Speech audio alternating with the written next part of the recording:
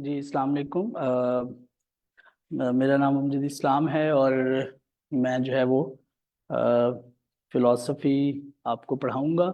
और आज जो है वो हमारी पहली क्लास है फ़िलासफ़ी की। और इसमें जो है वो हम जो फ़िलासफ़ी का जो इंट्रोडक्टरी जो टॉपिक्स हैं उस पर हम बात करेंगे। और जिसमें शामिल है what is philosophy, nature of philosophy और स्कोप ऑफ फ़िलासफ़ी। तो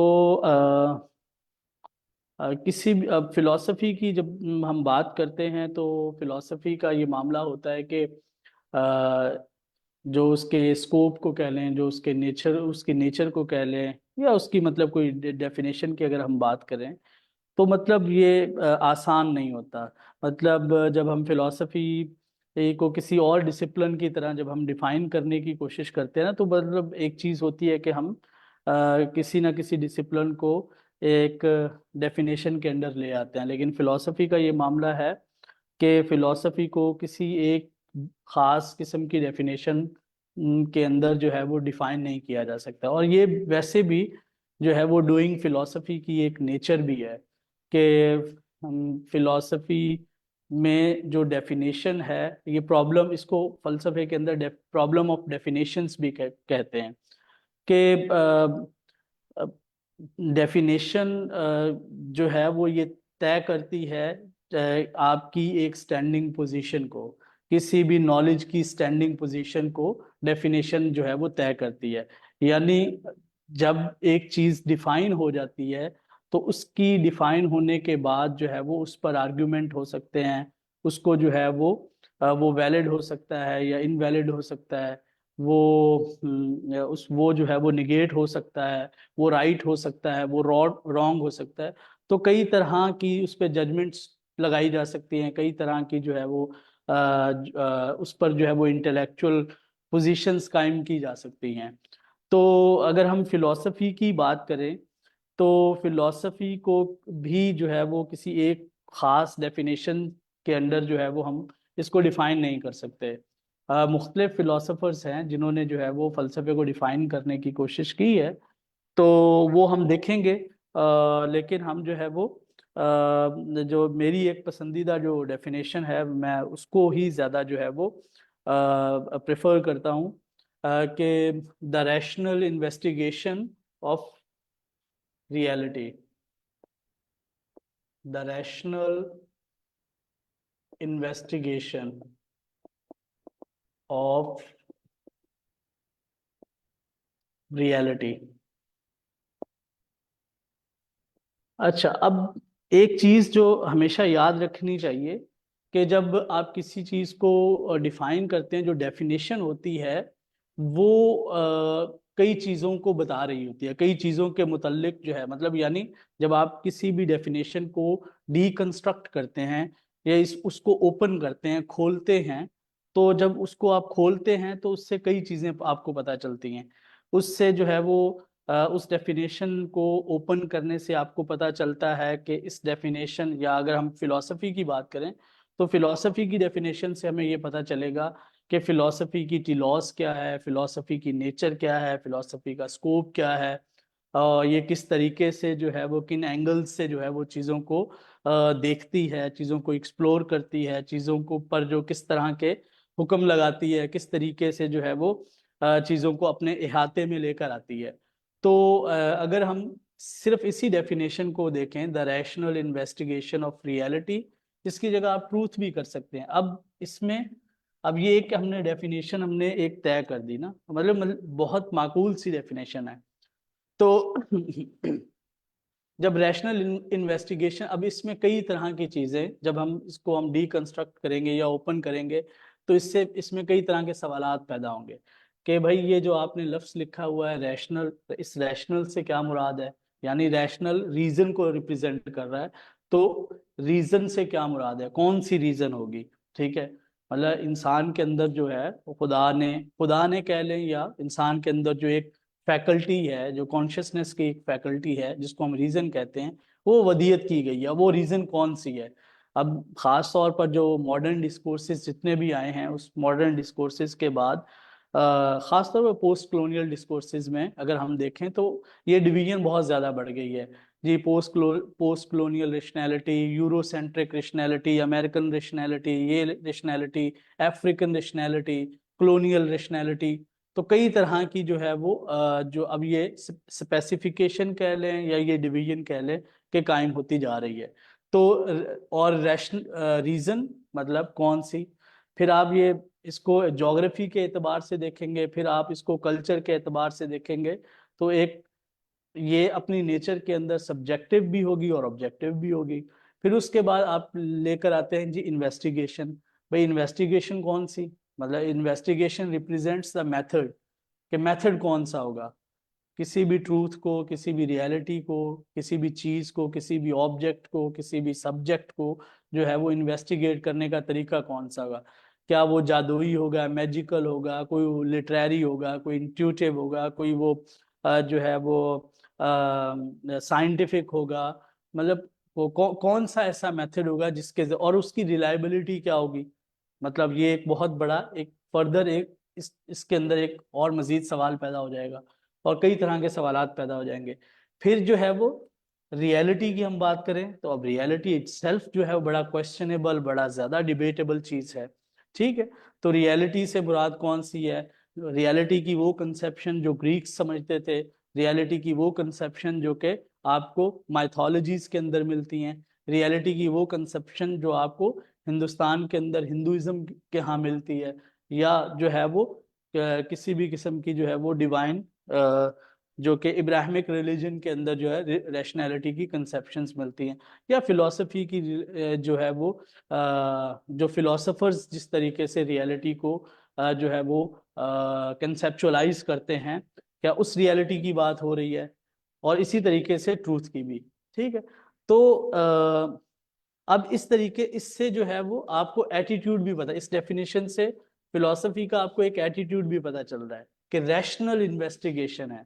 ठीक है, अकली जो है वो आपने अकली तौर पर जो है वो आपने इन्वेस्टिगेट करना है किसी भी चीज को। अब रियलिटी, ठीक है, की अगर हम बात करें तो ये इसको हम जब हम स्कोप ऑफ फिलॉसफी पे जाएंगे तो हम देखेंगे कि जो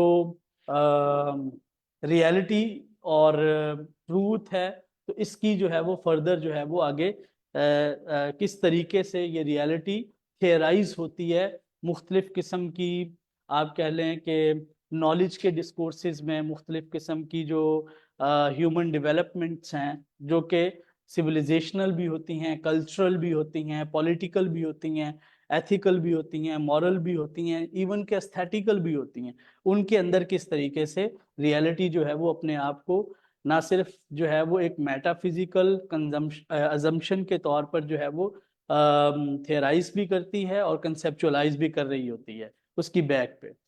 तो तो ये बात ये तय करना मतलब बड़ा ज्यादा मुश्किल है। ठीक है, फिलोसोफर का बीइंग फिलोसोफर या बीइंग फिलोसोफर होने का जो पोटेंशियल है वो हर आदमी के अंदर मौजूद होता है। हर आदमी को खुदा ने अकल दी है। ठीक है, हर और अगर इसको हम जो है वो पोस्ट मॉडर्न जो फिलोसफी है या पोस्ट मॉडर्निज्म के बाद अगर हम ये देखें तो पहले जो एक होता था ना, एक डिवीजन होती थी कि जो है वो रैशनल और इरेशनल की, मैडनेस और नॉर्मल की जो एक एक बाइनरी कायम होती थी, तो वो भी अब आके बहुत ज्यादा ब्लर हो गई है। तो अब किसी भी जो है वो एक एबनॉर्मल आदमी को ये नहीं कह सकते कि ये बिल्कुल पागल है। ठीक है, तो उस पागल होने का मतलब ये है कि वो एक और स्टेट ऑफ माइंड में है। ठीक है, वो उस स्टेट ऑफ माइंड में उसकी रैशनैलिटी की जो भी स्ट्रक्चर है, जो भी उसकी जितनी भी उसकी साख्तें हैं, जो भी उसकी कंसेप्चुअलाइजेशन है, वो बिल्कुल और तरह की होगी। उसकी जो सेंसेस की परसेप्शन और उस सेंसेस जो डेटा को जो है वो माइंड के अंदर लेकर जाते हैं, वो माइंड जिस तरीके से उसको प्रोसेस करता है वो बिल्कुल और तरह की होगी। तो अब ये डिवीजन, ये बाइनरी, ये लाइन भी जो है वो ब्लर हो गई है।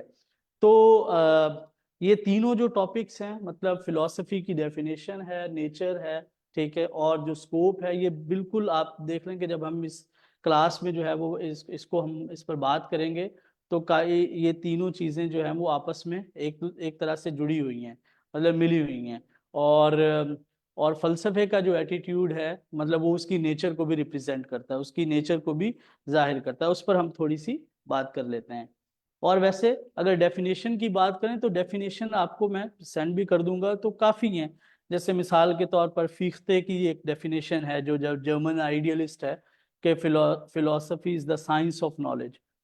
अगर आप इस नॉलेज की इस डेफिनेशन को आप एक्सप्लोर करना शुरू कर दें तो भाई साइंस से क्या मुराद है, ठीक है। और उसके बाद जो है वो नॉलेज क्या होता है, ठीक है, किस चीज़ का नॉलेज है, ठीक है। और उसके बाद जो है वो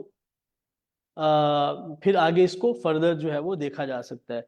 तो उसके बाद हम जो है वो नेचर की बात करें तो फिलॉसफी के अंदर जो है, अब जैसे ही फिलॉसफी की नेचर आप पर वाज़ेह होगी तो उसी से आपके यहाँ एक माइंड में एक फलसफे की एक डेफिनेशन, एक स्ट्रक्चर बनता जाएगा कि हाँ फलसफा ये होता है, इसका जो इसकी बुनियादी साख्त ये होती है, और ये इस तरीके से जो है वो एक फलसफी या एक फलसफे का तालिब इल्म या एक फलसफियाना जहन इस तरीके से काम करता है।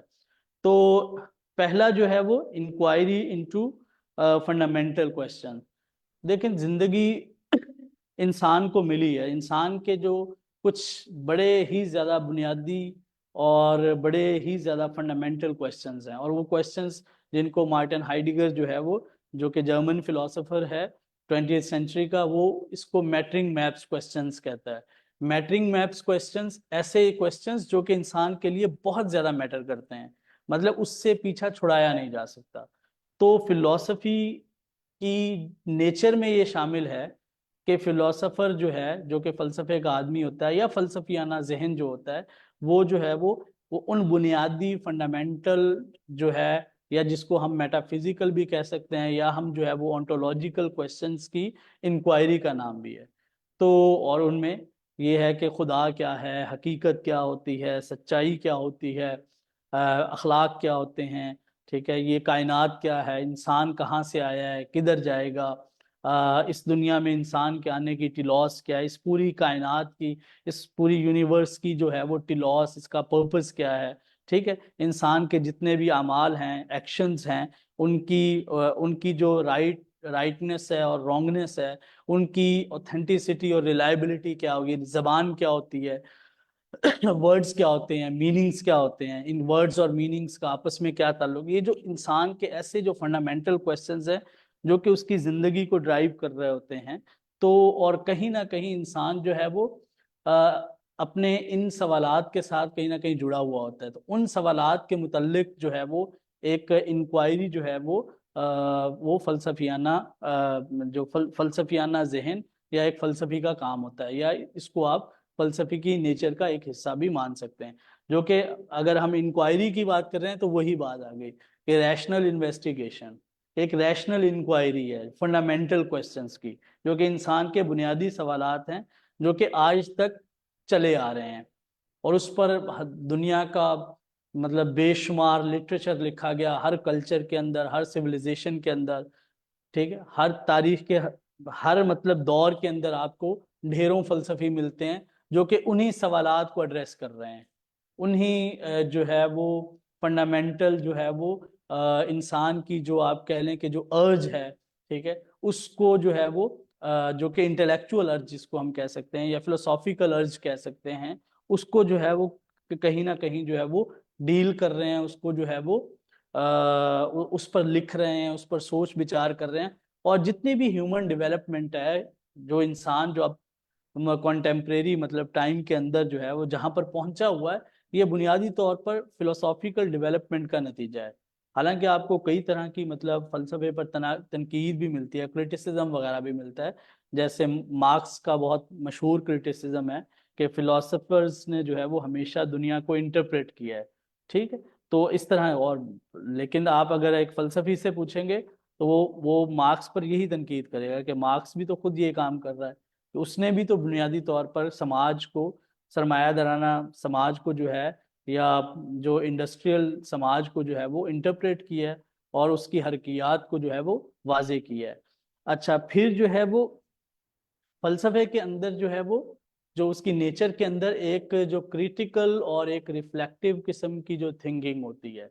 ठीक है, फलसफी जो है वो किसी भी ये चीज को फॉर ग्रांटेड नहीं लेता, मतलब फॉर ग्रांटेड लेना फलसफे की नेचर के लिए और किसी भी फलसफी के लिए जो है वो जो है वो एक मतलब ठीक बात नहीं। मैं अगर ये कहूँ कि वो ठीक बात नहीं है तो ये एक मॉरल जजमेंट होगी। ठीक है, तो फलसफे के अंदर जो जजमेंट्स जो हैं उसका कोई इतना मामला नहीं होता।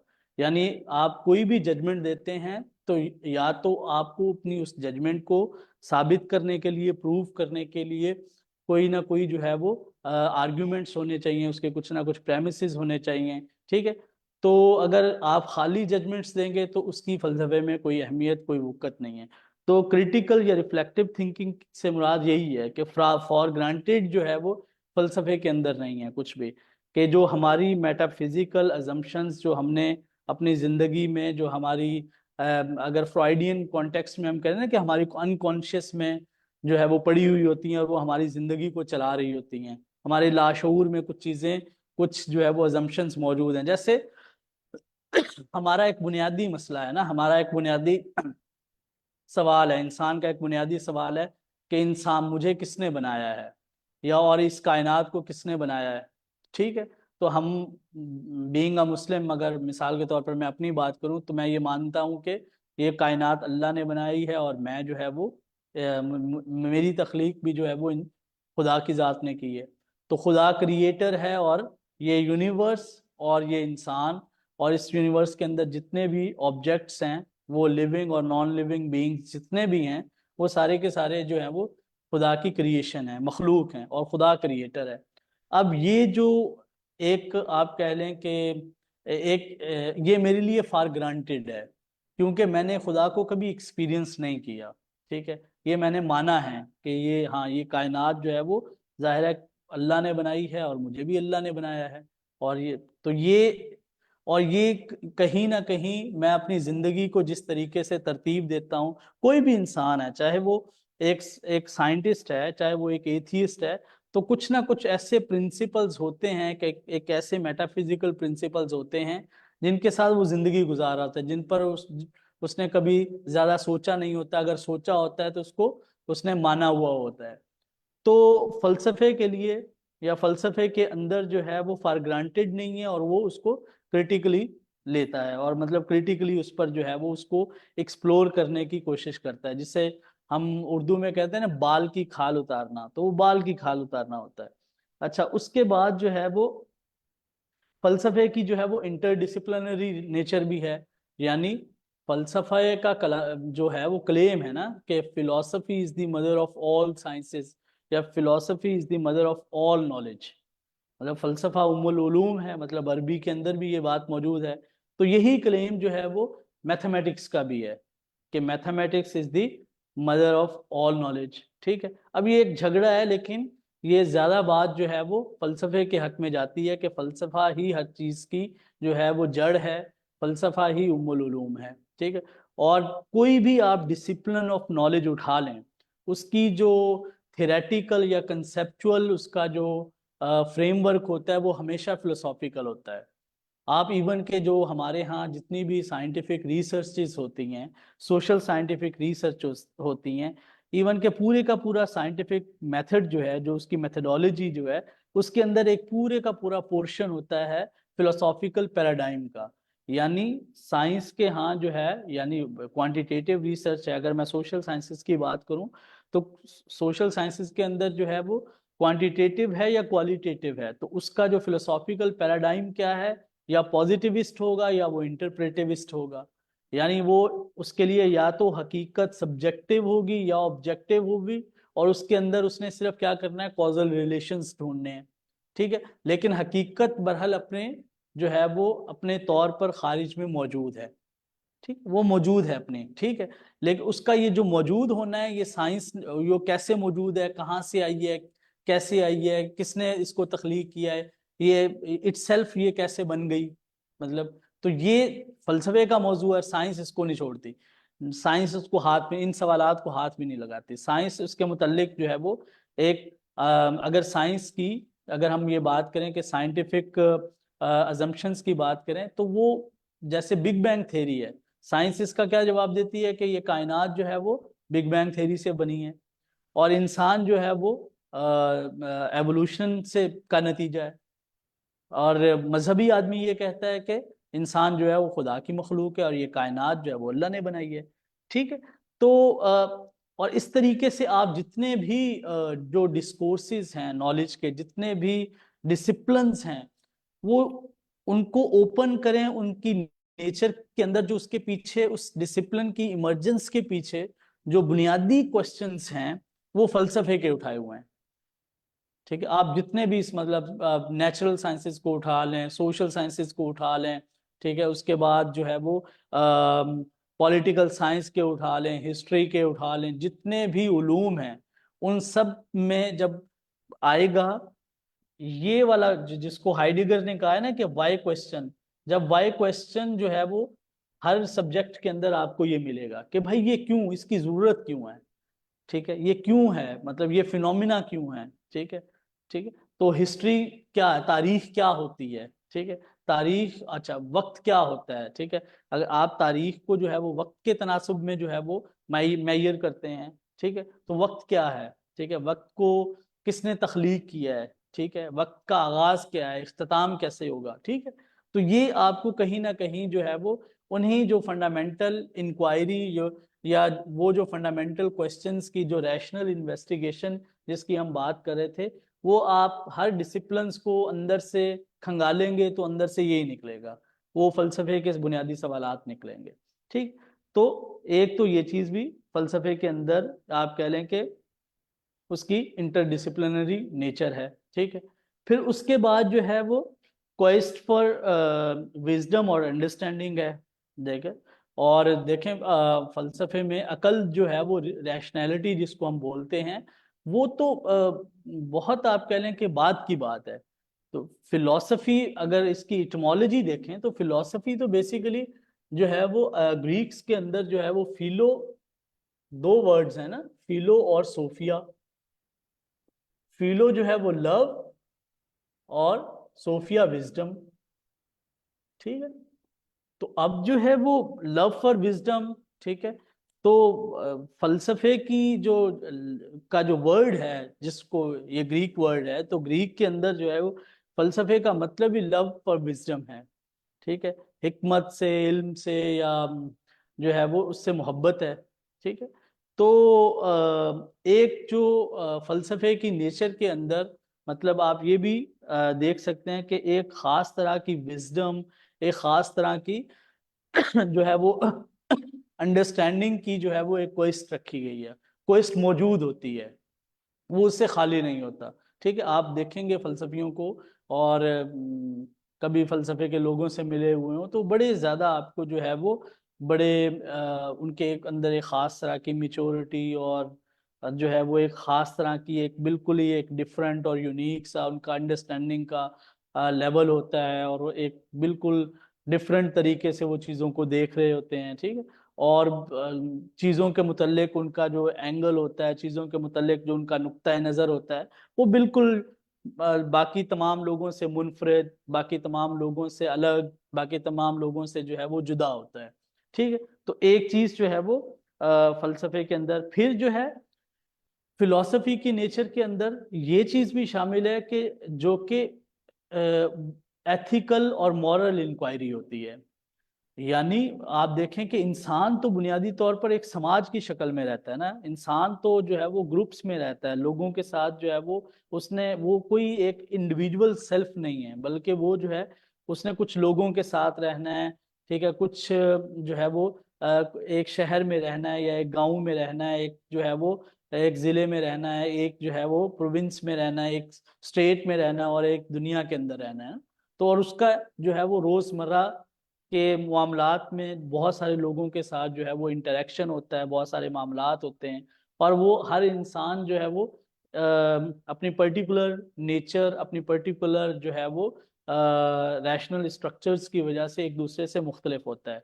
और ये आप जो है वो माइन्यूट लेवल से शुरू करें और ग्लोबल लेवल तक आप देख सकते हैं।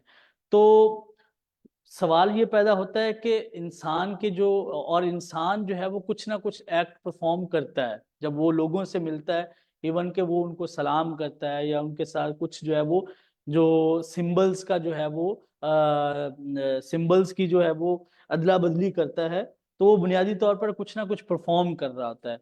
तो वो उस पर, एक्शंस की इन परफॉर्मेंसेस पर जो है वो जो मॉरल जजमेंट होती है, यानी अखलाकी तौर पर उनकी क्या हैसियत है, ठीक है।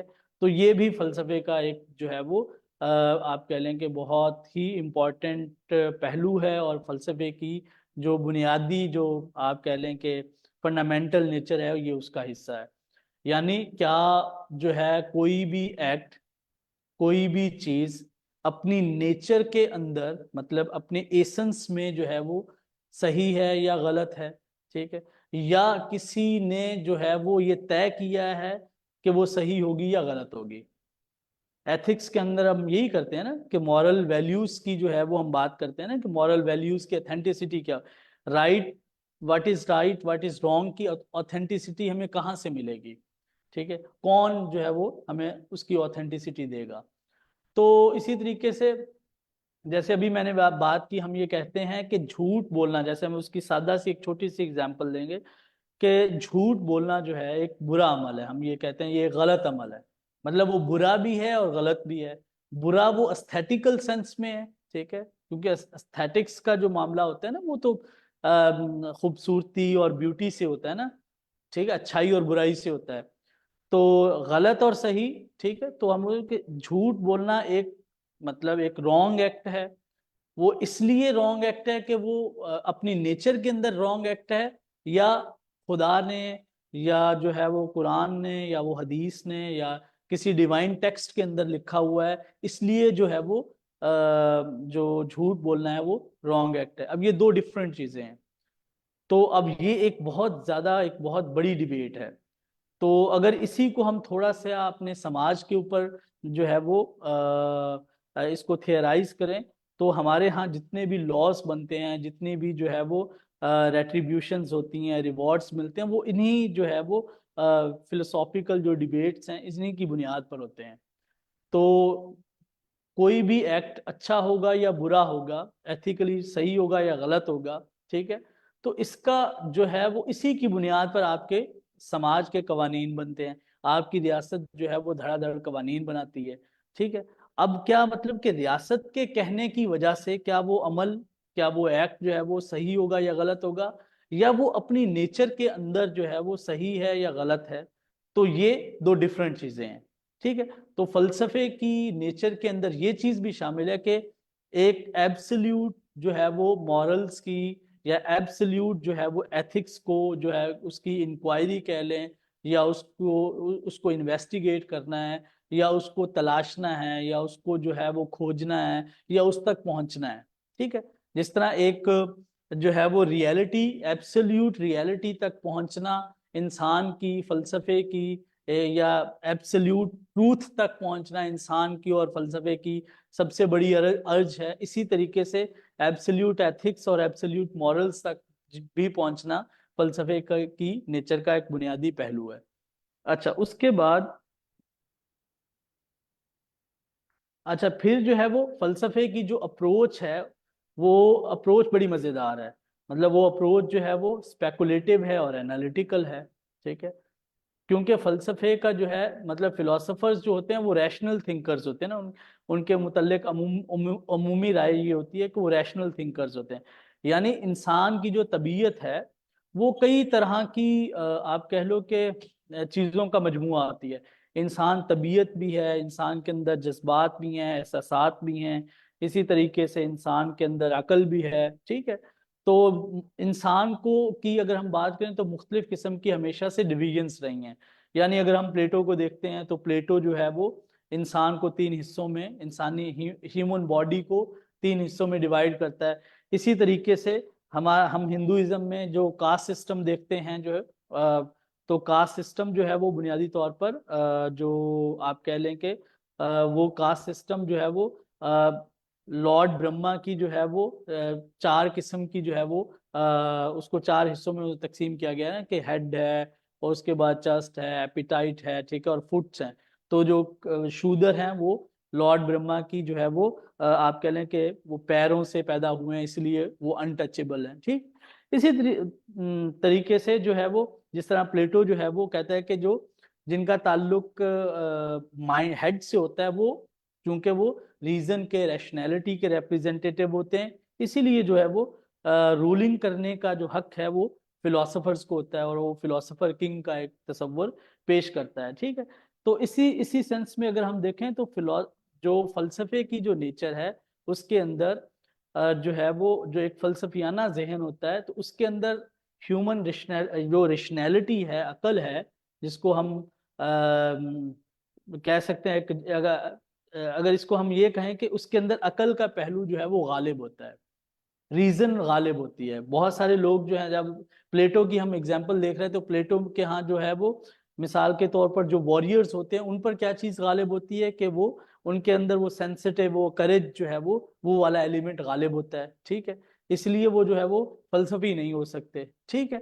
तो फलसफे की जो नेचर में जो फलसफी जहन होता है उसके अंदर अकल का, रीजन का, रैशनैलिटी का एलिमेंट जो है वो बहुत ज्यादा डोमिनेंट होता है, ठीक है। तो इसीलिए फलसफे की नेचर स्पेकुलेटिव और एनालिटिकल है, ठीक है।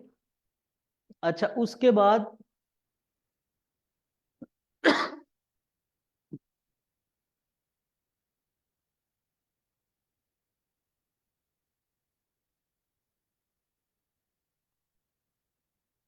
अच्छा, उसके बाद जो है वो clarity and precision of thought है। अमूमन ये थोड़ी सी मतलब आप डिबेटेबल चीज है कि फिलॉसफी बुनियादी तौर पर तो क्लैरिटी चाहती है, लेकिन फलसफे के अंदर ये होता है कि आप जब चीजों को खोलना शुरू करते हैं, चीजों को डिबेट का हिस्सा बनाते हैं, तो बहुत ज्यादा जो है वो एम्बिगुअस और अनक्लियर होती जाती हैं। मतलब फिलॉसफी की नेचर, फिलॉसफी ये चाहती है कि चीजों को बिल्कुल क्लियर और बिल्कुल उसको एम्बिगुइटी से पाक किया जाए, ठीक है। इसी देखें ना कि पूरी की पूरी जो आप पोस्ट स्ट्रक्चरलिज्म वगैरह को डीकंस्ट्रक्शन देखें ना, तो वो यही है ना कि आप जो है वो चीजों को डीकंस्ट्रक्ट करें, या जिस तरह से जो है वो कॉल पॉपर का है ना फॉल्सिफिकेशनिज्म, कि आप चीजों को फॉल्सिफाई करते रहें करते रहें करते रहें, तो एंड पे जो ट्रूथ सामने आ जाएगा, ठीक है। तो फलसफा बुनियादी तौर पर तो यही करना चाहता है, वो चीज, वो क्लैरिटी लाना चाहता है, ठीक है। क्लैरिटी उसकी अर्ज है, क्लैरिटी उसकी नेचर है। लेकिन जब वो मिसाल के तौर पर आप पूछ, जैसे ये एक डेफिनेशन हमने लिखी है, ठीक है। अब फलसफियाना जहन क्या करेगा, अब वो क्लैरिटी लाने के लिए कहेगा कि तमाम लोगों को क्लियर हो जाए कि अच्छा अच्छा, आपने ये लफ्ज इस्तेमाल किया रैशनल, ये रैशनल से क्या, रैशनल से क्या मुराद होती है, रीजन कौन सी, अच्छा मगरबी रीजन, यूरोसेंट्रिक रीजन, या अफ्रीकन रीजन की बात कर रहे हैं, या मुस्लिम रेशनैलिटी की बात कर रहे हैं, मुस्लिम रेशनैलिटी में भी कौन सी, आप मुतज़लाइट्स की बात कर रहे हैं, मुतज़लाइट रैशनलिज्म की बात कर रहे हैं, या आप जो है वो एशराइट रेशनैलिटी की बात कर रहे हैं, आपका किस रेशनैलिटी से ताल्लुक है, आप पोस्ट मॉडर्न रेशनैलिटी के कायल हैं, कौन सी रेशनैलिटी, ठीक है। अच्छा, चीजें मजीद एम्बिगुअस हो गई, ठीक है।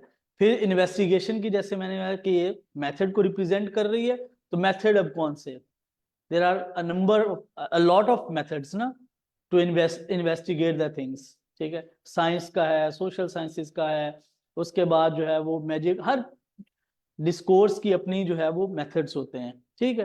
तो भाई कौन सा मेथड, फिर रियलिटी, तो रियलिटी की आप देखते हैं कि इतनी ज्यादा कंसेप्शंस हैं, ठीक है। बुद्धिस्ट जो है वो रियलिटी का अपना एक तस्वर रखते हैं, इस्लाम जो है उसका अपना एक रियलिटी का तस्वर है, क्रिश्चियनिटी का अपना है, हिंदुइज्म का अपना है, जो मॉडर्निटी का है वो अपना एक तस्वुर हकीकत है, ग्रीक्स के यहाँ रियलिटी का बिल्कुल और तस्वुर था, ठीक है। उसके बाद मिडिल एजेस के अंदर जो है आपको रियलिटी और तरह से नजर आती है, ठीक है। और आप ट्राइबल एरियाज में जो अगर चले जाएं, उसके अंदर जो हकीकत का बिल्कुल, और ये हकीकत का तस्वुर हकीकत जो है जिसको कंसेप्शन ऑफ रियलिटी और ट्रूथ हम कहते हैं, वो बिल्कुल तारीख के अंदर जो है वो आपको बड़ा एवोल्यूशन उसके अंदर नजर आता है, और मुख्तलिफ टाइम पीरियड्स के अंदर, मुख्तलिफ सिविलाइजेशंस में, मुख्तलिफ कल्चर्स में वो बड़ा डिफरेंट नजर आता है, ठीक है। तो कहने का मतलब ये है कि उसकी जो आप कह लें ना कि थर्स्ट जो है फलसफे की नेचर की, वो क्लैरिटी लाना है कि तमाम इंसानों पर वाज़ेह हो जाए, सब कुछ वाज़ेह हो जाए। लेकिन वो जब स्टार्ट करता है अपनी वो जो स्पेकुलेटिव एनालिटिकल, अपनी जो रैशनल जो उसकी साइड है, उसको जैसे ही स्टार्ट करता है, क्यों, और अच्छा उसके पीछे फिर वो लैंग्वेज को भी जेर बहस में लाता है। चीजें एम्बिगुइटी में क्यों होती हैं, अनक्लियर क्यों होती हैं? क्योंकि ह्यूमन लैंग्वेज जो है वो बुनियादी तौर पर मतलब पूरी की पूरी आप कह लें कि जो इंसान इजहार करना चाहता है उसको कंटेन करने की सलाहियत नहीं रखती, क्योंकि लफ्ज जो हैं वो आपके पास जो हैं वो बड़े लिमिटेड होते हैं और मीनिंग जो है वो अनलिमिटेड है। ठीक है, तो एक ये मामला भी होता है, एक ये वजह भी है जिसकी वजह से आप देखते हैं कि फिलॉसफी अपनी इस अर्ज के साथ मामला शुरू करती है, लेकिन उसका एंड जो है वो कहाँ पर जाके खत्म होता है, पहुंचता है, वो अनक्लैरिटी और एम्बिगुइटी पे। ठीक है, तो इसका ये मतलब नहीं है कि फलसफा जो है वो चीजों को एब्स्ट्रैक्शन में ले जाता है, एम्बिगुइटी में ले जाता है, इसका ये बिल्कुल मतलब नहीं है। ठीक है, लेकिन वो चाहिए उसका इस सारी जो है इस सारी प्रोसेसिंग के पीछे जो चीज आप कह लें कि छुपी हुई पोशीदा होती है, वो उसकी यही अर्ज है कि वो जो है वो क्लैरिटी जो है वो लोगों तक, मतलब अपने जो रीडर हैं, जो कि एक फलसफी का यही काम होता है, कुछ लोगों पर वो जिस चीज को इन्वेस्टिगेट कर रहा है या जिस आइडिया या जिस कॉन्सेप्ट पे वो बात कर रहा है वो लोगों पर वाजे हो जाए। ठीक है, अच्छा उसके बाद, अच्छा जी, उसके बाद जो है वो फिलॉसफी में की नेचर के अंदर एक, जैसे मैंने पहले बात की थी कि फॉर ग्रांटेड कुछ नहीं होता है, तो उसका दूसरा मतलब ये है कि फिलॉसफी की नेचर में एक खास तरह की ओपननेस भी है। ठीक है, ओपननेस मतलब हर तरह की एक्सेप्टेबिलिटी है, हर तरह की आप कह लें कि वो मतलब आइडियाज की सूरत में भी है, कॉन्सेप्ट्स की सूरत में भी है, क्योंकि फलसफे के लिए जो है ना वो तो, अच्छा एक और चीज जो बड़ी मजेदार है कि फलसफे का बुनियादी जो आप कह लें ना कि उसकी जो बुनियादी नेचर के अंदर जो चीज शामिल है वो जवाब देना नहीं है, वो सवाल उठाना है। ठीक है, फलसफा ने आप देखें ना कि फलसफे के आगाज को अगर हम एक हाइपोथेटिकल सिचुएशन बनाएं, तो फलसफियों ने तो बुनियादी तौर पर सवालात उठाए थे और उन सवालात को खुद ही उन्होंने जवाबात देने की कोशिश की, और ह्यूमन नॉलेज जो है वो आज हमें इस फॉर्म में मिलता है ना, कि मतलब इतने ज्यादा डिसिप्लिन हैं नॉलेज के। ठीक है, तो बुनियादी तौर पर फलसफा तो सवालात उठाता है। ठीक है, तो इसी इसी तनाजुर में, इसी कॉन्टेक्स्ट में तो फलसफे में आपको एक ओपननेस नजर आती है। ठीक है, एक्सेप्टेबिलिटी है, क्योंकि फलसफे के अंदर जो है वो एब्सोल्यूट ही का तो झगड़ा है कि नथिंग इज एब्सोल्यूट, कि एब्सोल्यूट कुछ भी नहीं है। ठीक है, जब आप एब्सोल्यूट, वो फलसफा कहता है जब आप एब्सोल्यूट कर लेते हैं किसी चीज को, डेफिनेशन को, कोई डेफिनेशन आपने तय कर ली, ठीक है, उससे 50 लोग अग्री कर लें, 50 लोग डिसअग्री कर लें, 40 लोग उस पर कंफ्यूज रहें, कोई मसले वाली बात नहीं। लेकिन उसी एब्सोल्यूट उस डेफिनेशन को जब एब्सोल्यूट के दायरे में उस जो है वो पैराडाइम के हवाले कर देंगे, एब्सोल्यूटिज्म के, तो फिर उससे मसला पैदा होगा। फिर उसके नतीजे में आप देखें ना कि हमारे यहाँ जो उसकी पॉलिटिकल मैनिफेस्टेशन एक्सट्रीमिज्म, फंडामेंटलिज्म, और जो है वो बड़े ज्यादा वायलेंस और मुतशद्दिद जो है वो रवैयों की सूरत में नजर आती है। ठीक है, तो इस वजह से भी जो है वो फलसफे के, हाँ, आपको एक ओपननेस नजर आती है, मिलती है। अच्छा, फिर वही जो वही बात जो कि मैं स्टार्ट में कर रही थी कि जो इंसान के जो फंडामेंटल क्वेश्चंस हैं और जो इंसान की जो लाइफ के बड़े बड़े सवालात हैं, ठीक है, ये फलसफे की नेचर का हिस्सा है कि वो उसको जो है वो इन्वेस्टिगेट करना। ठीक है, तो ये जो कुछ चीज़ें थी ये हमने जो है वो फिर फिलॉसफी की नेचर से मुताल्लिक जो है वो हमने मतलब ऐसी मतलब की हैं। लेकिन ये है कि इससे थोड़ा सा आप फिलॉसफी की कोई डेफिनेशन जो है वो बनाने में या किसी भी डेफिनेशन को एक्सप्लोर करने की पोजीशन में आ जाते हैं। ठीक है, तो मैंने जैसे स्टार्ट में कहा ना कि डेफिनेशंस का इशू, प्रॉब्लम ऑफ डेफिनेशंस तो फलसफियों ने उठाया है कि जो डेफिनेशंस जो है, मतलब डेफिनेशन की इंपॉर्टेंस क्या होती है कि जब आप किसी चीज को डिफाइन कर देते हैं तो उस पर बात करना आसान है। वो डेफिनेशन वो पॉइंट होता है जिस पर दो लोग जो है वो, दो लोगों का इश्तराक होता है और उस इश्तराक की बुनियाद पर वो साथ चल सकते हैं। अगर डेफिनेशन का प्रॉब्लम जो है वो सब्जेक्टिव हो जाएगा और उसमें एक रिलेटिविज्म आएगा, तो समाज के अंदर और इंसानों के आपस के दौरान जो है वो, आपस में जो है वो क्या, आपस के दरमियान क्या हो जाएगा, क्योस पैदा हो जाएगा। ठीक है, तो ये एक जो है वो डेफिनेशन का प्रॉब्लम रहता है। ठीक है, तो डेफिनेशन जो है डिफाइन करना बड़ा ज्यादा जरूरी है। और और डेफिनेशंस जो है वो फिर एब्सोल्यूट नहीं होती, और ये फलसफा बताता है आपको डेफिनेशन, कोई डेफिनेशन एब्सोल्यूट नहीं होती।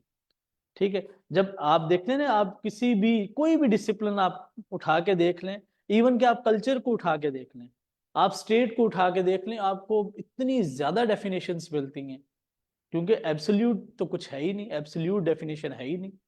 ठीक है, तो जैसे ही आप फलसफे की नेचर को समझते हैं, फलसफे के एटीट्यूड को समझते हैं, फलसफियाना मेंटेलिटी को जो उसके साथ थोड़ा सा आप अपने आप को रिलेट करते हैं, तो आप इस काबिल होते हैं कि फलसफे की किसी ना किसी डेफिनेशन को बना लें, या फलसफे की ऑलरेडी जो मौजूदा जो डेफिनेशंस हैं उनको एक्सप्लोर करने की या उनको अंडरस्टैंड करने की जो है वो पोजीशन में आ जाए।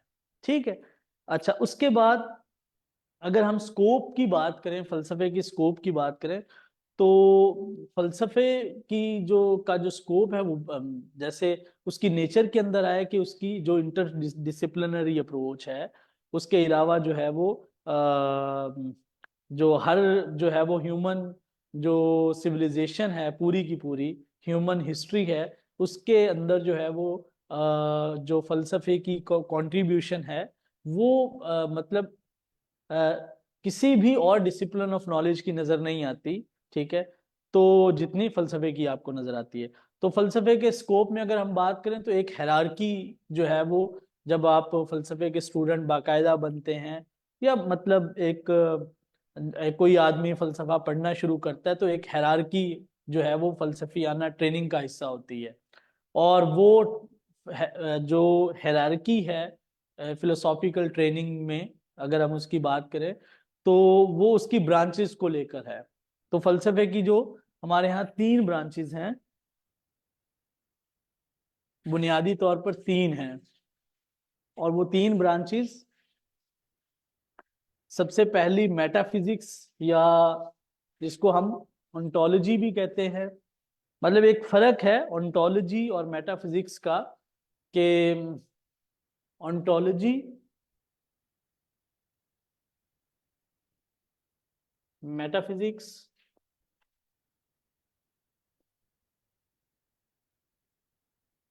फिर एपिस्टेमोलॉजी,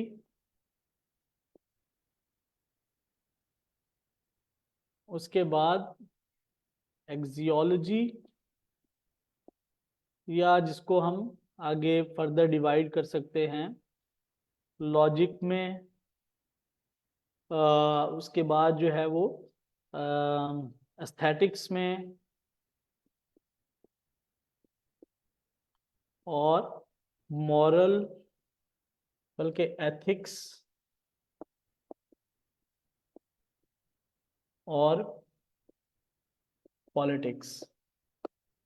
ठीक है, ये एक आप ट्री कह लें, या एक हेरारकी कह लें, या एक कॉस्मोलॉजिकल फलसफे का ऑर्डर कह लें, या एक फिलॉसफी का एक ट्री कह लें। ठीक है, एक, या एक फिलॉसफी का एक मेथड कह लें, मेथडोलॉजिकल अप्रोच कह लें। ठीक है, ये एक आप इसको उस तरीके से कह सकते हैं। सबसे पहली जो ब्रांच है जो फिलॉसफी की, वो है ऑन्टोलॉजी, जो कि, या मेटाफिजिक्स जिसको हम कहते हैं, तो जो कि चीजों, नेचर ऑफ रियलिटी, जो हम उधर डेफिनेशन में बात कर रहे थे, नेचर ऑफ रियलिटी को डील करती है।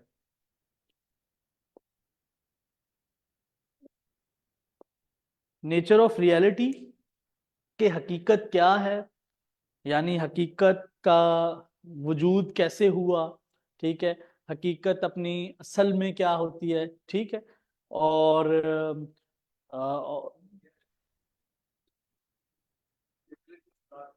रियलिटी ऑफ एवरीथिंग से आप क्या मतलब मुराद लेते हैं?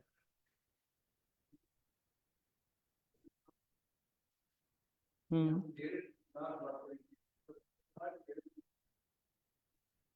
हाँ मतलब, हाँ हाँ हाँ हाँ, मतलब देखे ना कि चीजों, मतलब जो ऑब्जेक्ट्स हैं ना उनकी भी है, मतलब अगर इसको हम कांट के, हाँ कांट के तनाजुर में भी देखें ना, कि जैसे जो फिनोमिना है, फिनोमिना के अंदर तो बहुत सारी मौजूदात हैं, ठीक है, बहुत सारे जो है वो आपको ऑब्जेक्ट्स हैं, ठीक है, और नजर आते हैं। अब एक वो ऑब्जेक्ट्स हैं जो कि आपको नजर आ रहे हैं, जिसको मैं परसीव कर रहा हूँ, ठीक है, एक वो है कि जो उन ऑब्जेक्ट्स की अपनी एक रियलिटी है या अपना एक एसेंस है, जिसको कांट न्यूमिना कहता है, ठीक है। तो एक तो वो है, फिर ये है कि एक तो मौजूदात की हकीकत है, एक फिर ये कि तमाम मौजूदात जो है वो बुनियादी तौर पर वजूद या एग्जिस्टेंस, जिसको हम बोलते हैं ना एग्जिस्टेंस या वजूद, उस कैटेगरी में भी तो आते हैं ना। तो जो वजूद क्या है, एग्जिस्टेंस क्या है, तो वजूद मतलब एज अ होल एक यूनिवर्सल एक हकीकत क्या है, सेल्फ हकीकत क्या है, ठीक है, इंसान का हकीकत से क्या ताल्लुक है, कोई ना कोई ताल्लुक तो है ना, ठीक है। तो नेचर ऑफ रियलिटी से मुतल्लिक जितने भी क्वेश्चंस हैं वो ओंटोलॉजी या मेटाफिजिक्स का हिस्सा है, ठीक है। अब मेटाफिजिक्स बुनियादी तौर पर ये इस्तेलाह जो है वो एरिस्टोटल ने सबसे पहले जो है वो डिफाइन की थी। एरिस्टोटल ने एक किताब लिखी जिसका नाम था फिजिक्स, मतलब ये एक किताब लिखी उसका नाम था फिजिक्स, जिसमें उसने उन तमाम फिनोमिनल या फिजिकल ऑब्जेक्ट्स पर लिखा जिसको हमारे सेंसेस परसीव करते थे। अब बहुत सारी ऐसी चीजें जिसको हमारे सेंसेस परसीव नहीं करते थे, तो उसके लिए उसने एक और किताब लिखी जिसके लिए उसने, जिसका नाम उसने रखा मेटा फिजिक्स। मेटा ग्रीक के अंदर कहते हैं आफ्टर को, ठीक है, मेटा ग्रीक के अंदर किसको कहते हैं, आफ्टर को, ठीक है। अब जो है वो मिसाल के तौर पर, अब मेटाफिजिक्स के भी थीम वही हैं जो ओंटोलॉजी के हैं। मिसाल के तौर पर एक बहुत जो है वो मशहूर मेटाफिजिक्स का एक थीम है परमानेंस और चेंज का, जो कि ग्रीक्स ने उठाया था, जो कि हेराक्लाइटस और पार्मेनिडीज की जो है का झगड़ा था, ठीक है। माइंड और बॉडी, माइंड क्या है बॉडी क्या है, माइंड बॉडी का जो डुअलिज्म है, जो डेकार्ट के यहाँ आपको नजर आता है, वो मेटाफिजिक्स का एक थीम है, ठीक है। फ्रीडम एंड डिटर्मिनिज्म, ये मेटाफिजिक्स का एक थीम है। मतलब फ्रीडम एक्चुअल में क्या होती है, हमारे यहाँ तो फ्रीडम नहीं है ना। इसी तरीके से जो है वो डिटर्मिनिज्म आपके सामने है, ठीक है। इसी तरीके से और मजीद आगे आ जाएं,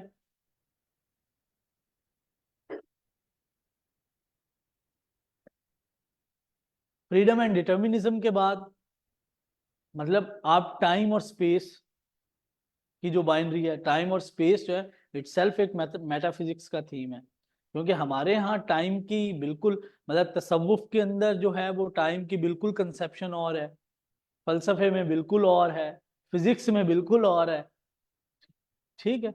हाँ, और फिर वो है कि तारीख जो है वो टाइम को और तरह से डिफाइन करती है। फिर हम ये कहते हैं कि इस ग्रेविटी इसके बाहर जब आप निकलते हैं तो टाइम बिल्कुल बदल की उसकी कंसेप्शन बिल्कुल बदल जाती है, ठीक है। तो खुदा क्या है, ठीक है। तो ये सारे के सारे जितने भी जो मेटाफिजिकल थीम या ऑन्टोलॉजिकल थीम जो कि मतलब, और ये तमाम रियल, मतलब अगर इसको हम एक रियलिटी मान लें, मतलब टाइम भी तो एक रियलिटी है, तो उसकी नेचर क्या है, ठीक है, तो वो ओंटोलॉजी और मेटाफिजिक्स में फॉल करता है। फिर ये होता है कि फिर इंसान का ये होता है कि जब एक हकीकत को का एक तस्वुर आपने कायम कर लिया या एक हकीकत के तस्वुर तक हकीकत आपके सामने है, तो अब मसला ये पैदा होता है कि हकीकत तक मेरी रसाई कैसे होगी, या हकीकत को मैं कैसे जान सकता हूं, ठीक है, तो वो बुनियादी तौर पर एपिस्टेमोलॉजी में आएगी। यानी epistemology is the branch of philosophy which deals with the nature of knowledge, which deals how to acquire the knowledge, हाँ ठीक है, और which deals about the sources of knowledge। समझे बात को, कि इल्म क्या है, इल्म की नेचर क्या है, ठीक है, हम इल्म क्या है, हम ये कहते हैं कि हकीकत को जानना, ऐसे ही है ना। या अगर मॉडर्न जो डेफिनेशन है, जो कि आप देखते हैं कि रेनेसांस के बाद आपको नजर आती है ना, कि सब्जेक्ट और ऑब्जेक्ट का जो रिलेशनशिप है, उस रिलेशनशिप से जो चीज पैदा होती है वो नॉलेज है। एक हम डेफिनेशन ऐसे कायम कर लेते हैं। तो सब्जेक्ट और ऑब्जेक्ट के रिलेशनशिप, तो सब्जेक्ट का एक ऑब्जेक्ट के साथ जो ताल्लुक है, मतलब वो ताल्लुक कैसे कायम हुआ है, मेरे सेंसेस ने उसको परसीव किया है, मेरी अकल ने जो है वो उस, ठीक है, उसको कंसीव किया है, उसको रैशनलाइज किया है, समझे बात को। और उसके बाद जो है वो मैंने उसको, मिसाल के तौर पर ये कुर्सियां हैं तो इसको कुर्सियों की कैटेगरी में डाल दिया, ये डाइस है तो इसको डाइस की कैटेगरी में डाल दिया, ये टेबल है तो इसको टेबल की कैटेगरी में डाल दिया। यानी हकीकत को मैं कैसे जान सकता हूँ, हकीकत के साथ मेरा ताल्लुक क्या होगा, हकीकत तक रसाई के कौन से जराए अथेंटिक होंगे, कौन सा नॉलेज अथेंटिक होगा, ठीक है, और कौन सी हकीकत अथेंटिक होगी, ठीक है, मेरा उससे क्या ताल्लुक है, ठीक है। तो ये तमाम के तमाम जो सवालात हैं ये एपिस्टेमोलॉजी के सवालात हैं, इल्म के सवालात हैं। यानी अगर इसको हम अपनी, मतलब आप कहें ना कि हम अपनी रिवायत के अंदर, या हम अपनी सादा जबान के लिए कहें ना कि ये सवाल बुनियादी तौर पर वजूदी हैं, ये इल्मी हैं, और ये अखलाकी हैं। समझे बात को। अब वजूदी, वजूदी से मुराद वो नहीं जो एग्जिस्टेंशियलिज्म वाले हैं, समझे, वो सार्थर और ये सारे लोग बात कर रहे हैं ना कि एग्जिस्टेंस प्रीसीड एसेंस वाले, वो नहीं, ये हम अपनी उस रिवायत के अंदर, मतलब अगर हमारे यहाँ जो आप कह लें कि जिस तरह का इल्म पैदा हुआ है ना, जिन इस्तिलाहात में इल्म पैदा हुआ है, तो उसमें जो है वो, जैसे अब वजूद का तर्जुमा आप क्या करेंगे, ठीक है, हाँ एग्जिस्टेंस जो है वो बिल्कुल, आप फलसफे में देखें ना, तो एग्जिस्टेंस बिल्कुल और तरह की चीज है। मतलब आपको एम्पिरिसिस्टों के यहाँ एग्जिस्टेंस और नजर आएगी, प्लेटो एरिस्टोटल के यहाँ कुछ और है, ठीक है, उसकी कंसेप्शन बड़ी लिमिटेड है। फिर आप जो है वो वजूद के लिए लफ्ज लाते हैं बीइंग, ठीक है, और क्या हो सकता है।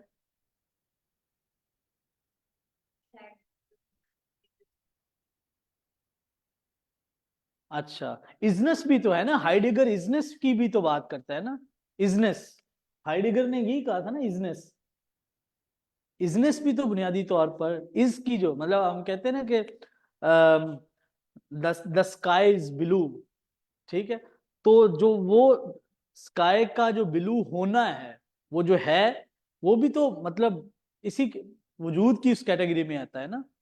लेकिन वो आप देखते हैं ना, मतलब आप उसको एक्सप्लोर करते हैं या अंडरस्टैंड करने की कोशिश करते हैं ना, तो वो बड़ा ही ज्यादा आपको लिमिटेड उसकी मीनिंग में, वो अपने एसेंस में बड़ी लिमिटेड नजर आता है।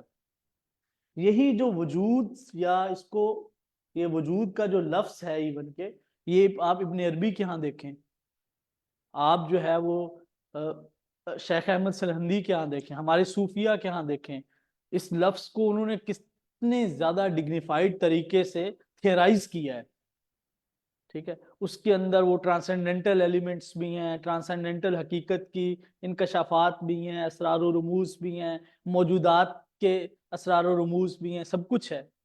लेकिन वही वजूद का जब तर्जुमा हमारे यहाँ जो है वो उसमें होता है, एग्जिस्टेंस में या इजनेस में, या जो है वो बीइंग में होता है, तो वो बिल्कुल लिमिटेड हो जाता है। तो ये डिवीजन, ये आप कह लें कि जब आपको वजूद, ठीक है, पहले वजूद या एक हकीकत के तौर पर, और फिर उस हकीकत तक मेरी रसाई, उस हकीकत तक इंसान का ताल्लुक, ठीक है, और उस हकीकत तक, उस वजूद तक इंसान की रसाई की जो सोर्सेज कौन कौन से हैं, ठीक है, किन किन सोर्सेज से और वो जो इल्म जो होगा क्या वो किन बुनियादों पर अथेंटिक होगा, उसकी अथेंटिसिटी क्या होगी। ठीक है, ये तमाम के तमाम चीजें इल्मी होंगी। ठीक है, और फिर जो है वो उस इल्म से फिर इखलाक पैदा होता है। इखलाकी हुसूल जो है यानी मॉरल्स हमेशा जो है वो बुनियादी तौर पर बनते हैं एपिस्टेमोलॉजिकल ग्राउंड्स पे। ठीक है, कोई भी आप मॉरल जजमेंट देख लें, कोई भी आप मोरालिटी का कोई भी मॉरल प्रिंसिपल देख लें, कोई भी आप एथिक्स देख लें, उस वो डिफाइन होती हैं हमेशा एपिस्टेमोलॉजिकल जो है वो एपिस्टेमोलॉजिकल उस पे क्या कह रहे हैं, एपिस्टेमोलॉजिकल ग्राउंड्स पे होती हैं। ये किसी ने सवाल किया वो इंडक्टिव और डिडक्टिव। इंडक्टिव और डिडक्टिव जो है वो बेसिकली जो है वो लॉजिकल जो है वो रीजनिंग के अंदर आप होता है कि इंडक्टिव और डिडक्टिव जो है वो दो मेथड हैं फलसफे के, लॉजिक के। फलसफे के एक ब्रांच है लॉजिक।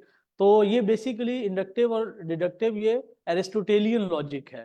ठीक है, तो इंडक्टिव है जिसके अंदर आप, मैं डिफाइन कर देता हूँ कि इंडक्टिव मेथड कि आप जो है वो पर्टिकुलर से जनरल या पर्टिकुलर से यूनिवर्सल की तरफ जाते हैं, और जो डिडक्टिव है आप जो है वो यूनिवर्सल से पर्टिकुलर को डिफाइन करते हैं। ठीक है, तो यानी जो साइंस का जो कॉन्टेम्प्रेरी जो मॉडर्न साइंसेज हैं, ठीक है, उसका जो मेथड है वो इंडक्टिव मेथड है। ठीक है, और डिडक्टिव मेथड क्या होता है कि जैसे आप देखते हैं कि इंसान फानी है। ठीक है, अली जो है वो इंसान है लिहाजा अली फानी है। ठीक है, कि आपने एक यूनिवर्सल कैटेगरी से, ठीक है, वो आपने एक पर्टिकुलर को डिफाइन कर दिया। ठीक है, और इंडक्टिव मेथड क्या है कि आप 10 साल से देख रहे हैं कि जो सूरज जो है वो मशरिक में सुबह के वक्त मशरिक से जो है वो तुलू होता है। ठीक है, आज आपने देखा कि वो मशरिक से ही तुलू हो रहा है, तो लिहाजा आप कहते हैं कि कल भी जो है वो ये प्रैक्टिस होगी सूरज की, वो मशरिक से ही तुलू होगा। ठीक है, तो इंडक्टिव रीजनिंग के अंदर जो है वो एक इम्कान रहता है, और आप जो है वो तजर्बे और बिल्कुल जो है वो पर्टिकुलर एक्सपीरियंसेस की बुनियाद पर जो है वो आप यूनिवर्सल्स को डिफाइन करते हैं। ठीक है, और जैसे आपने 1 कौवा, 20 कौवे, 10 कौवे, 10,000, 10 लाख कौवे देखे कि वो काले हैं। ठीक है, आपने उसूल बना दिया, साइंटिफिक उसूल बना दिया क्या कौवे काले होते हैं, ऐसे ही। तो ये जो मेथड का स्टाइल है लॉजिक के अंदर, ये इंडक्टिव रीजनिंग का स्टाइल है। ठीक है, तो यानी यस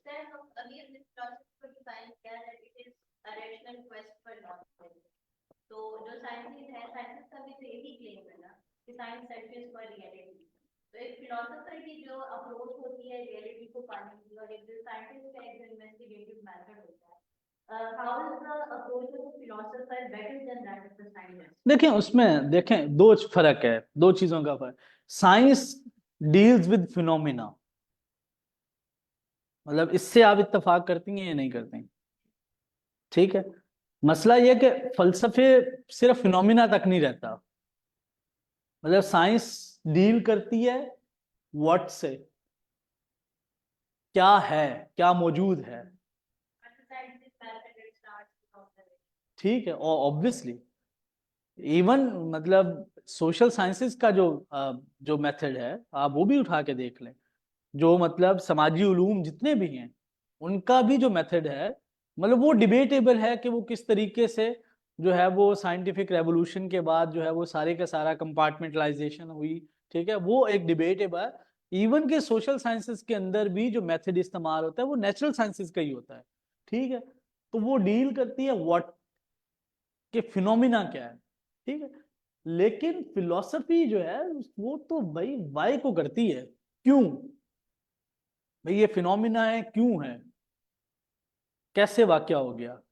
ठीक है, कहाँ से। ठीक है, तो ये तमाम के तमाम जो है ना वाई क्वेश्चंस जो है ना, और फिर आप देखें ना कि साइंस, मतलब मेरा जाती ख्याल ये है, मतलब आप लोग उससे डिसएग्री कर सकते हैं, मुझे जाती तौर पर ये लगता है कि साइंस से फिनोमिना से आप अखलाकियात तो डिराइव नहीं कर सकते। ठीक है, आप अखलाक तो नहीं, समाज अखलाक से चलते हैं, साइंटिफिक डिस्कवरी से कहाँ चलते हैं। ठीक है, मतलब लेबोरेटरी के के अंदर जो मर्जी होता रहे, हमें क्या उससे। हमारा जो रोजमर्रा के मामलात हैं वो तो अखलाकी बुनियादों पर चलने हैं। ठीक। तो एक एक तो साइंस का ये भी मामला है। मेरा जाती ख्याल ये है कि साइंस मतलब अब बहुत कुछ लिखा जा रहा है कि साइंटिफिक मोरल एथिक्स और इस तरह की ये वो बिजनेस एथिक्स और ये वो, लेकिन एट द एंड वो कहीं ना कहीं जाके वो फलसफे का ही मौजू रहता है। ठीक है। तो व्हाट और वाई का भी एक फर्क जो है वो एक किया जाता है। ठीक है। साइंस और फिर देखें ना कि साइंस की जो अजम्पशन है, जो इसकी थेरेटिकल अजम्पशन जो है वो क्या है। वो मैंने जैसे अर्ज की ना कि वो तो है बिग बैंग, और मतलब इंसान के दो बड़े सवालात थे ना। ठीक है। दो बड़े सवालात थे ना, मतलब कि मैं कहाँ से आया हूँ, ठीक है, किधर जाऊंगा, और ये कायनात कैसे बनी। मजहब इसका जवाब देता है कि खुदा ने बनाई है। तो जब रेनेसांस हुआ और उसके बाद ये सारे का सारा, ठीक है, उसके बाद क्या हुआ, डार्विन ने आके ये इंसान का मसला हल कर दिया कि नहीं, वो जो आप ये मजहब ने लगा रखा था ना कि वो खुदा की तख्लीक ऐसे है वैसे है, ऐसा कुछ नहीं है। इंसान जो है वो एवोल्यूशन का नतीजा है और बंदर से बना है। समझ गए? और ये कायनात एक बड़ा सवाल था कि ये कायनात किसने बनाई है। ऑर्थोडॉक्स क्रिश्चियंस जो थे वो ये मानते थे मतलब सारे ये जो है वो खुदा की तख्लीक है। उन्होंने कहा नहीं, ये वो ना वो एक मैटर था इतना बड़ा, उसके अंदर एक धमाका हुआ और उस धमाके से जो है वो ये कायनात वजूद में आ गई और वो एक ऑर्डर बन गया। वो उसकी एक साइंटिफिक पूरी की पूरी तशरीह है। तो इसीलिए नीत्शे ने कहा था ना, मतलब नीत्शे ने क्या मतलब जब उसका वो ये कहता है कि गॉड इज डेड, उससे क्या मुराद है। वो कह मतलब नहीं नहीं, मैं वही तो अर्ज कर रहा हूँ ना कि वो जब वो गॉड इज डेड का जब ऐलान करता है उससे क्या मुराद होती है उसकी। वो यही होती है ना कि इंसानों की जिंदगियों से खुदा निकल गया। हाँ, ऐसे ही है। ठीक है। साइंस ने आके और एवोल्यूशन ने आके जो खुदा की जरूरत थी इंसानों की जिंदगियों के अंदर वो खत्म कर दी। वो बाकी बची नहीं। लिहाजा बस साहब वो ये भी कहते हैं God is dead and we have killed him, और हमने उसको मार दिया। ठीक है। तो एक तो ये फर्क है। सॉरी। अच्छा, फिर दूसरा कुछ एक is is it relative to, अगर थोड़ा सा इसको एक्सप्लेन कर दें कि ये आपने रिलेटिव किस सेंस में पूछा है। अब एक तो रिलेटिव सब्जेक्टिविटी है। अगर इंडक्टिव और डिडक्टिव मेथड की बात कर रहे हैं कि रिलेटिव, अगर इसको थोड़ा सा एक्सप्लेन कर दी तो मैं ज़्यादा इसको बेहतर तरीके से आपको एक्सप्लेन कर देता। ये किसने पूछा है, मैं ज़रा उनको बता दूं, इधर कोई जूम शूम पे भी है। ये अफाफ कोई है कुछ, चले अगर वो कर सकें तो। अच्छा, उसके बाद यहाँ तक खूब वाजे हो रही है बात। ठीक। अच्छा। अच्छा, फिर हाँ, मैं हम ये बात कर रहे थे, बात थोड़ी सी इधर उधर हो गई। वक्त क्या हुआ है। हाँ, अभी टाइम पड़ा है।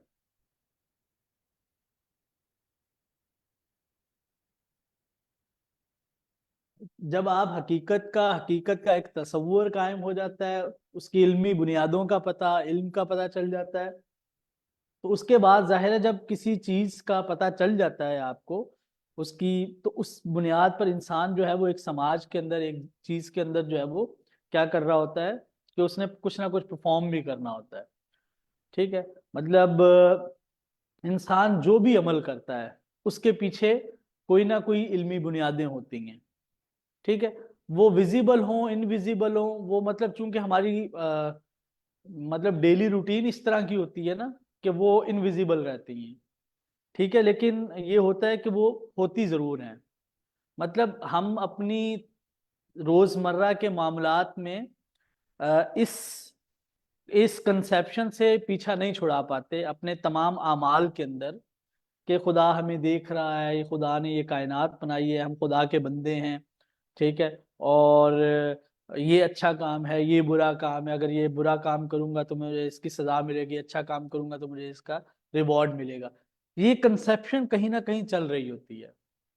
क्योंकि और हम अपने मामूलाते जिंदगी में जितने भी अमाल परफॉर्म करें, जो एक्शंस कर रहे होते हैं, वो कहीं ना कहीं जो है वो उसके पीछे ये जो इनविजिबल फॉर्म के अंदर जो है वो इल्मी और वजूदी या मेटाफिजिकल और एपिस्टेमोलॉजिकल ये थियराइजेशन मौजूद होती है इनविजिबल फॉर्म में। ठीक है, तो चूंकि वो ये हम मतलब अगर इसको हम ऑर्डर में देखें, इस ऑर्डर में देखें, तो यहां तक तो हम ये बात कर चुके हैं।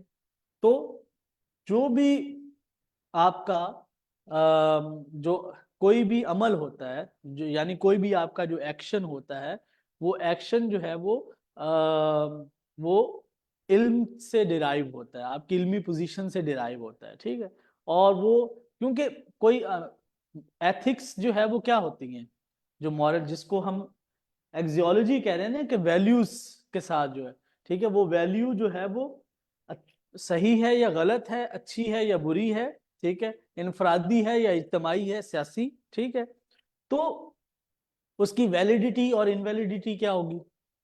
ठीक है, तो ये अब एक्सियोलॉजी के साथ इतनी चीजें जुड़ी हुई है ना, कि एथिकल पॉइंट ऑफ व्यू से वो सही या गलत, ठीक है, पॉलिटिकल लेवल पर वो देखें कि एक समाजी और उसकी इनफरादी और इज्तमाही हैसियत, ठीक है, उसकी एस्थेटिक, उसके अंदर जो खूबसूरती का, अच्छाई और बुराई का एलिमेंट, उसकी वैलिडिटी और इनवैलिडिटी, ठीक है, ये तमाम चीजें हैं। ठीक है, तो कोई भी अमल जो है, जैसे मैं पहले बात कर रहा था कि जो एक्शन है वो जाहिर मीनिंगलेस तो नहीं होता ना। आप कोई भी काम करते हैं, कोई भी चीज करते हैं, उसका कोई ना कोई मोटिव होता है। ठीक है, तो अब जाहिर है फिलोसॉफिकल जो इंक्वायरी होती है वो इतनी मतलब आप कह लें कि इतनी ज्यादा रिडक्शनिस्ट नहीं होती। ठीक है, अब जैसे फिलोसॉफिकल जो खास तौर पर एथिक्स का, अगर हम एथिकल इंक्वायरी की अगर हम बात करें, तो वो ये इस तरह के बड़े बड़े मेजर जो थीम्स होते हैं, जो जो एथिकल प्रॉब्लम्स हैं, जैसे मिसाल के तौर पर अब एक मेडिकल एथिक्स के लिए एक बहुत बड़ा क्वेश्चन है ना, कि एक आदमी जो है वो अगर वो बिल्कुल वेंटिलेटर पे है, तकलीफ में है, तो आपके लिए क्या ये एथिकली ठीक होगा कि आप उसको जहर का इंजेक्शन देकर उसको इस दर्द से मुक्त कर दें, या आप उसको जिंदा रखें ताकि वो इस मजीद पेन का जो है, सफरिंग का हिस्सा रहे? क्या करेंगे आप? This is very pragmatic. This is अब, हाँ, ये एक एक पर्सपेक्टिव है, एक एंगल है, ये प्रैग्मेटिक अप्रोच है कि वो एंड जो है वो डिफाइन करता है ना बहुत ज्यादा। वो बहुत सारे लोग, हम मतलब मेरा वालिद हो, मेरा बेटा हो, तो मैं प्रैग्मेटिक होके नहीं देखूंगा। ठीक है, मैं तो इमोशनल होऊंगा ना उसके साथ। फिर क्या करेंगे आप?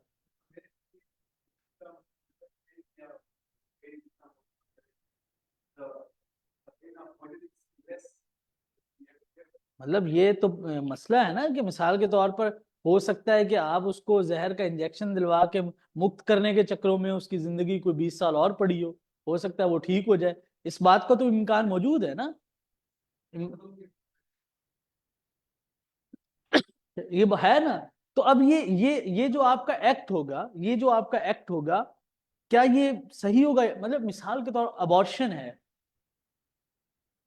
अबॉर्शन एक बहुत बड़ा जो है वो आप कह लें कि एक एथिकल क्वेश्चन है, क्योंकि जो बायोलॉजिकल साइंसेज हैं वो तो ये मानती हैं ना कि मतलब वो जो पहले दिन से ही जो है वो लाइफ हो जाती है ऐसे ही।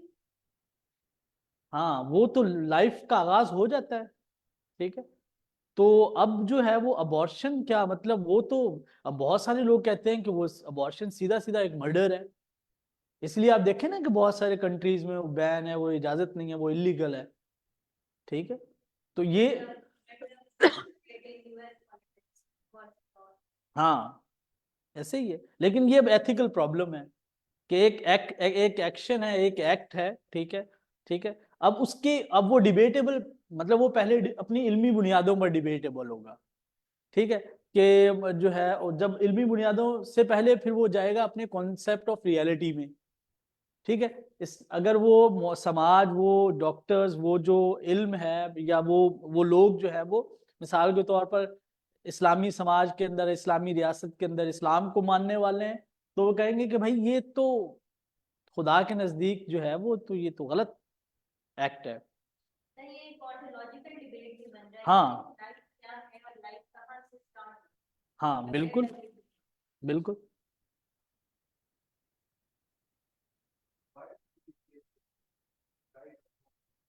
सॉरी,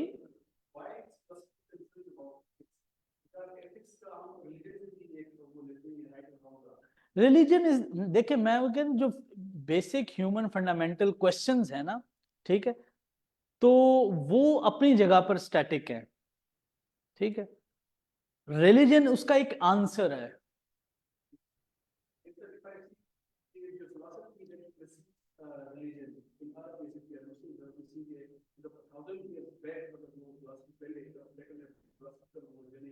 हम्म हम्म।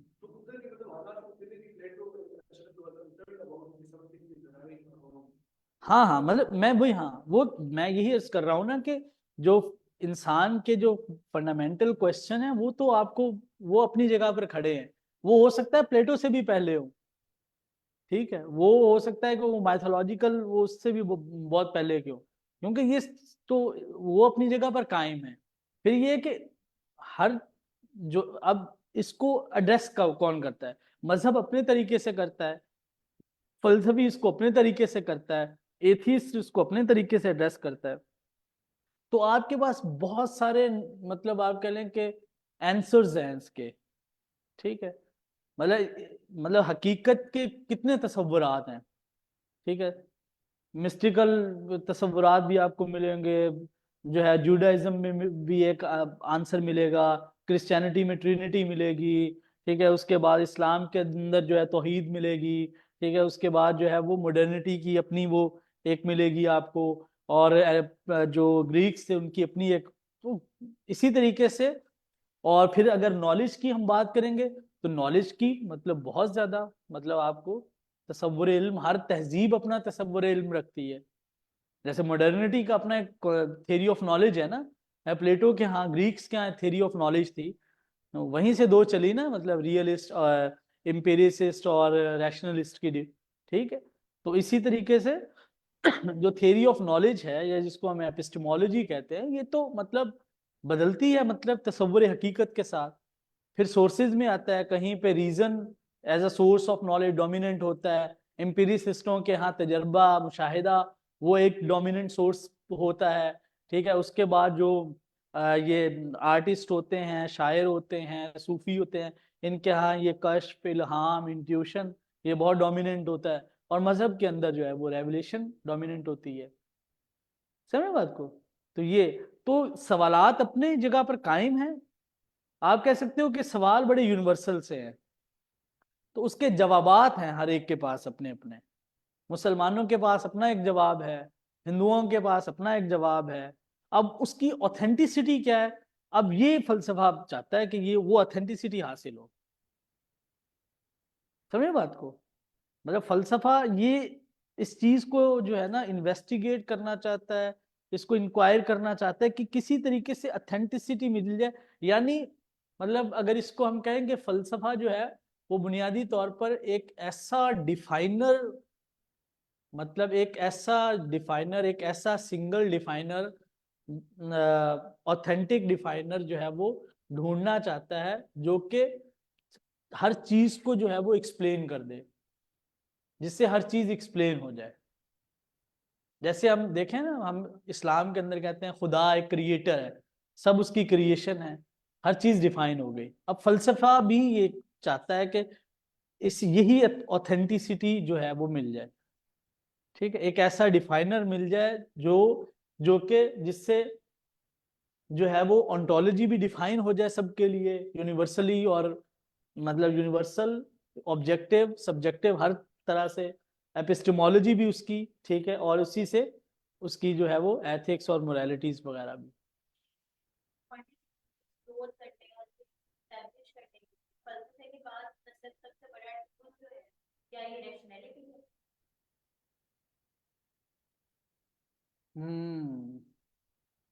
ये डिबेटेबल है, लेकिन ज्यादा रुझान जो है वो रेशनैलिटी की तरफ है। रैशनैलिटी बेस्ड क्योंकि अब देखें ना, मतलब जो क्योंकि ऐसा नहीं है, मतलब खाली एब्स्ट्रक्शन तो नहीं हो सकती ना। मतलब मतलब अगर देखें ना कि कॉन्शियसनेस को या रैशनैलिटी को फंक्शनल होने के लिए भी तो एक अदर चाहिए ना। मतलब एक खाली रैशनैलिटी को अपनी सेल्फ रियलाइजेशन के लिए या अपनी फंक्शनैलिटी के लिए एक अदर चाहिए। ठीक, हाँ। हाँ, मतलब कोई अदर होगा तो उसको रियलाइज होगा कि मैं भी हूं। ठीक है। और यहीं से अमल, ये चीज स्टार्ट होगी। तो इसी तरीके से मेरा जाती ख्याल ये है कि ये मसला कांट ने हल करने की कोशिश सही की है। ठीक है। कांट जो है ना वो जैसे प्लेटो ने किया ना, इसलिए कांट भी इस हवाले से बड़ा ज्यादा, एक आप कह लें कि बड़ा सिंथेसाइजर है, एक बड़ा थियराइजर है।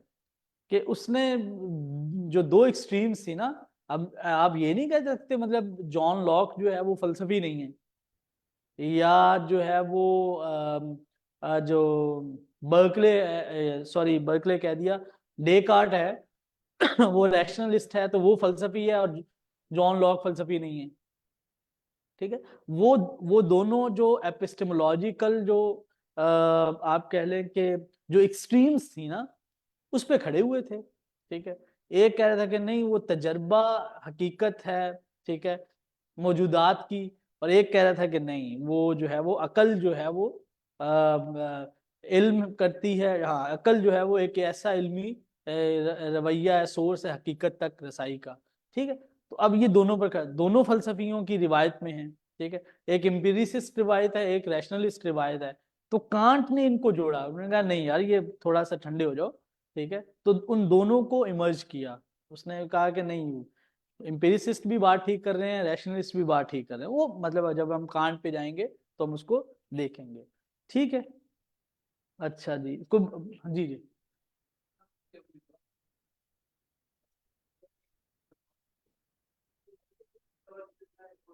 एनालॉजी, एनालॉजी, हाँ वो जी जी जी, नहीं नहीं, वो लॉजिक का पार्ट नहीं है। मतलब एनालॉजी तो होती है ना, मतलब जैसे हमारे यहाँ सिमिलीज होती हैं, मेटाफर होते हैं, वो तो उस तरीके का।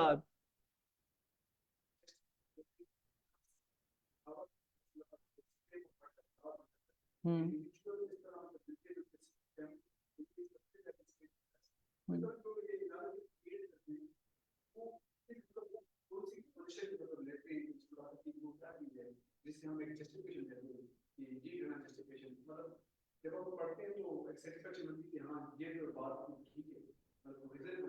देखिए वो एनालॉजी जो है वो मतलब आप कह सकते हो कि एक लिटरेरी स्टाइल है, मतलब अप्रोच कह लें, मतलब एक अप्रोच भी नहीं कहना चाहिए, क्या कहना चाहिए मैडम, एनालॉजी जो है। एनालिसिस कैसे हम हाँ, मतलब एक चीजों के दरमियान ताल्लुक, मतलब कॉजल रिलेशन कायम करने की कोशिश है, एक कॉन्शियस। एक रियल वर्ल्ड फिनोमेनन को अंडरस्टैंड करने के लिए उसके कंप्यूटर सिमुलेशन बना लेते हैं। तो can analogy be compared to that? मतलब is that analogous to analogy? हाँ, एनालॉगस, बिल्कुल। हाँ हाँ। लेकिन एक ये भी होता है ना कि मतलब जैसे अब फिलोसफी ऑफ रिलीजन में देखें ना, तो एक बड़ी मशहूर है ना वो फलसफी का नाम भूल गए। वो कहते हैं कि एक वो जिस तरह एक वॉच जो है, वॉच मेकर के बिना नहीं, तो इस तरह ये कायनात भी जो है ना, मतलब किसी खुदा के या किसी गॉड के बगैर नहीं हो सकती। तो उसके अंदर वो कहते हैं कि ये एनालॉजी का बड़ा मिस्टेक है, कि आप इतनी बड़ी एक छोटी एनालॉजी से इतनी बड़ी एनालॉजी जो है वो से एक साबित कर रहे हैं। ठीक। किसको, एनालॉजी को? हाँ, लेकिन हो रहा है, देखें हम ये एनालॉजी की ये अप्रोच आपको प्लेटो के यहाँ नजर आती है। प्लेटो ह्यूमन बॉडी के हिसाब से स्टेट को इस तरह देखता है। वो कह रहे हैं स्टेट भी इंसान की तरह होती है। एनालॉजी देता है, बिल्कुल। ये एनालॉजी बहुत पुराना है। हाँ, how to memorize it as retention difficult, क्या?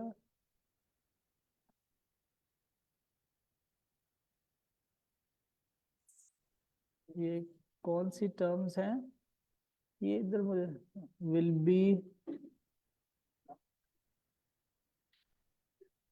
Notes for this course, yes, हाँ जी जी जी, इसके कोर्स के नोट्स नोट्स भी हैं, और इसके जो है वो कुछ आर्टिकल्स भी और कुछ किताबें भी बिल्कुल आपके साथ शेयर भी की जाएंगी। और जो है वो क्या इसको कहना चाहिए, आपके साथ जो इवन के मतलब ये जो इंट्रोडक्टरी जो हमारी कोर्स है, इसकी जो बेसिक और फंडामेंटल रीडिंग्स जो है वो आपके साथ शेयर होंगी।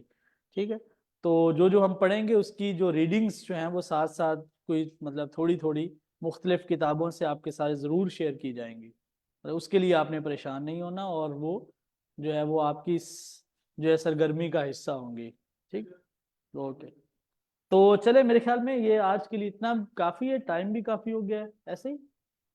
तो फिर बाकी कुछ रहता है तो इस पर हम मज़ीद बात करेंगे। तो रीडिंग आपको देंगे, आप लोग जो है वो अगर उसको थोड़ा सा पढ़ के आएंगे, और उस पर मजीद इस पर बात भी हो सकती है, मतलब काफ़ी ज़्यादा बात हो सकती है फ़लसफ़े का, तो इस तरह का मामला है।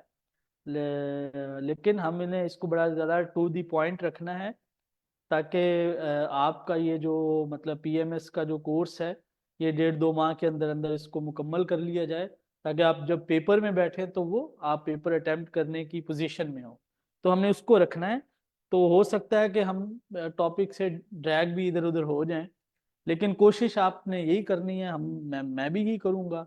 हालांकि फ़लसफ़ियों से होता नहीं है, फ़लसफ़े के लोगों से, मैं तो फ़लसफ़ी नहीं हूँ, लेकिन ये है कि कोशिश करनी है कि टू दी पॉइंट रहने की। अब मुझे आप